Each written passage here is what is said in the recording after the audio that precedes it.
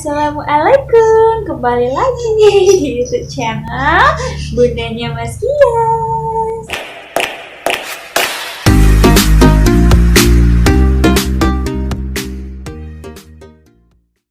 Buat bunda yang saat ini sedang hamil, sudah tahu belum bagaimana cara memilih dokter yang benar, yang cocok, bahkan yang nyaman untuk bunda? Nah, di sini Bunda akan memberikan tips bagaimana cara memilih dokter kandungan yang benar agar Bunda tidak salah memilih dokter. Nah, untuk yang penasaran, tonton terus video ini sampai selesai dan jangan lupa di subscribe dan tekan tombol notifikasinya. Bunda dan juga buat teman-teman yang saat ini sedang hamil, itu wajib hukumnya untuk rajin kontrol ke dokter kandungan.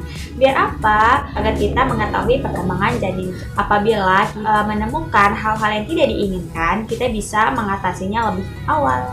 Nah, karena kondisi kita saat ini sedang hamil, kita banget berinteraksi dengan dokter kandungan pastinya. Nah, terus dokter kandungan yang bagus itu kayak gimana sih? Nah, simak terus tipsnya ya.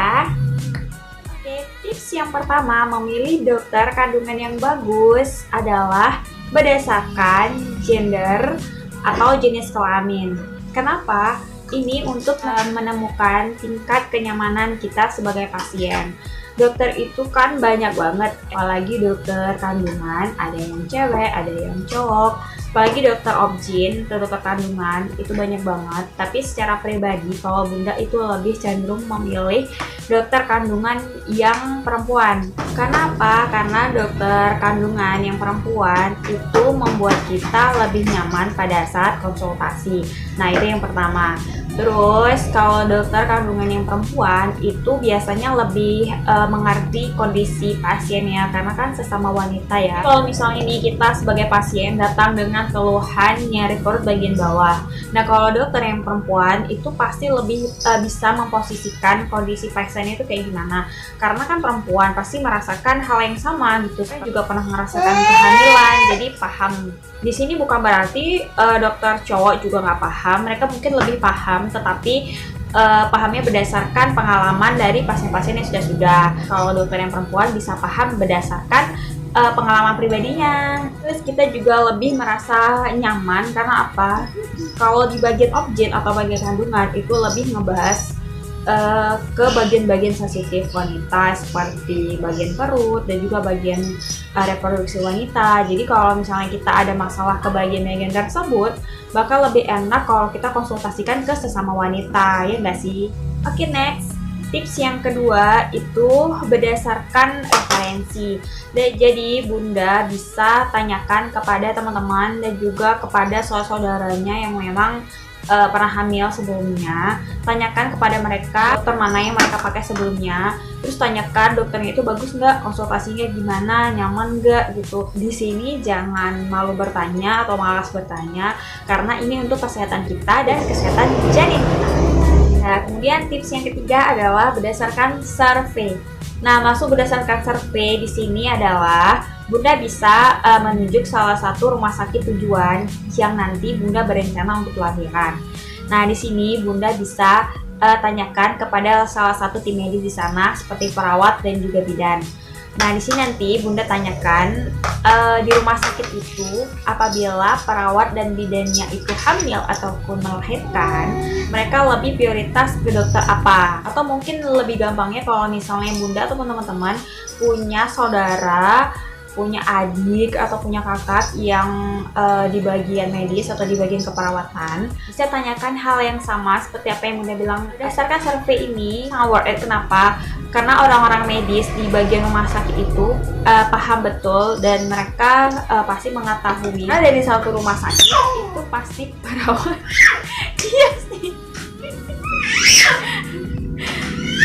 Mereka memprioritaskan atau memilih Yes. Bunda berdasarkan pengalaman pribadi Bunda itu pada saat Bunda bekerja di salah satu rumah sakit swasta. Jadi tim medis di dalam salah satu rumah sakit itu pasti mereka lebih mengarah ke salah satu dokter. Dan next tips yang keempat itu adalah pilihlah lebih dari satu dokter. Nah, kalau bisa Bunda di sini percayakan dua dokter. Ya, kenapa? Karena tiap dokter memiliki pendapat yang berbeda-beda walaupun profesinya itu sama. Jadi, misalkan Bunda itu ragu dengan satu dokter, bisa mencoba ke dokter yang kedua. Kalau kita yang banyak-banyak banget juga, nanti Bunda malah bingung dan hasilnya itu makin pusing dan membuat Bunda nanti stres. Tips yang terakhir itu lihat berdasarkan titel atau gelar dan berdasarkan pengalaman. Jadi Bunda akan menjelaskan kayak gimana Bunda bisa menilai bagus atau enggaknya dokter dari titel atau gelar si dokter itu sendiri. Oke, Bunda perhatikan penjelasan berikut ini. Nah, di sini mungkin Bunda pernah ngeliat di pamflet klinik dokter atau di rumah-rumah sakit, di mana di akhir nama dokter itu ada gelar yang tertulis SPOG. Nah, gelar itu merupakan singkatan dari di mana SP itu adalah spesialis, sedangkan OG, O-nya itu adalah obstetri dan G-nya itu ginekologi. Nah, meski dokter yang bergelar SPOG ini sering disebut dengan dokter kandungan, namun masalah yang ditangani itu tidak hanya masalah kandungan loh Bun. Sekarang Bunda akan menjelaskan apa sih perbedaan dari obstetri dan ginekologi itu. Nah, kalau obstetri itu fokus pada kehamilan dan juga persalinan, seperti memantau perkembangan janin melalui USG, kemudian mengatasi keluhan kehamilan dan tentunya membantu proses persalinan. Kemudian untuk ginekologi itu sendiri berkenaan dengan fungsi alat tubuh dan juga penyakit khusus wanita Bun, seperti keputihan, menstruasi tidak teratur, dan juga masalah menopause.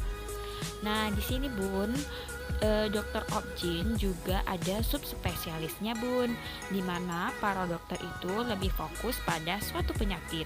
Misalnya nih, Bunda lihat di ujung akhir nama setelah gelar SPOG itu ada singkatan lagi KFM. Nah, ini Bunda contohkan misalnya dokter bla bla bla SPOG dalam kurung K tutup kurung, kemudian di ujungnya FM. Nah, di sini maksud dari FM itu adalah singkatan dari feto maternal. Nah, jadi misalnya begini, kalau misalnya Bunda hamil punya riwayat keguguran berulang, bisa dikonsultasikan dengan dokter obgyn spesialis ini. Nah, terus tidak hanya itu, misalnya Bunda ada riwayat diabetes gestional, preeklamsi, terus resiko lahir prematur. Nah, bisa dikonsultasikan di dokter spesialis feto maternal ini. Semua dokter itu bagus ya Bunda, tetapi di sini yang membedakan adalah tidak semua dokter yang bisa membuat Bunda nyaman, karena mungkin berbeda dari cara penjelasannya atau kedekatan dokter itu terhadap pasiennya. Nah, di sini tergantung Bunda sendiri bagaimana cara Bunda mempercayai atau menyikapi si dokter kandungan itu sendiri. Nah, itu saja tips singkat dari Bundanya Meskia. Semoga tipsnya bermanfaat untuk Bunda semua. Dan jangan lupa dukung YouTube channel Bundanya Meskia dengan cara di subscribe, like, dan share video ini.